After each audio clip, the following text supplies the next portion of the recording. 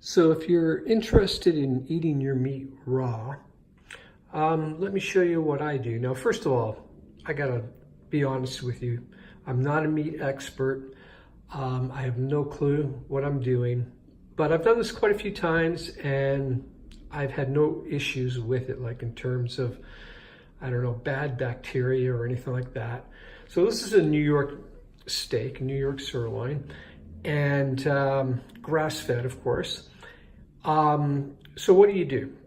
What I do is, at first I was just putting the whole steak on this rack and just letting it air dry for the day and then eat it later on. Now I'm doing it a little bit differently. I'm slicing it up into strips, and I put a little bit of steak seasoning on it, or steak spice.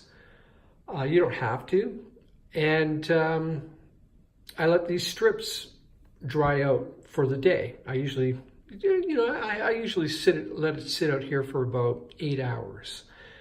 And halfway through, I will flip them over and and just let it dry. And what happens, you'll notice by the end of the day, when you're ready to eat it, is the fat starts to go almost translucent, and the exterior of the skin gets drier and a little bit darker.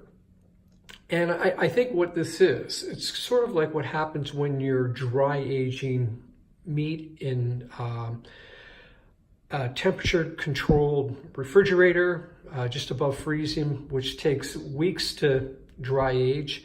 What's happening is the enzymes are breaking down the connective tissue in the meat, and it just makes it easier to eat and digest. I would recommend washing, just give your steak a little bit of a rinse first, and then just dry it off with a paper towel afterwards, and then you can cut it up in strips, put some seasoning on it, and put it out on a rack like this for the day, and then it's ready to eat. Give it a shot. Let me know what you think. I like it this way. Yeah.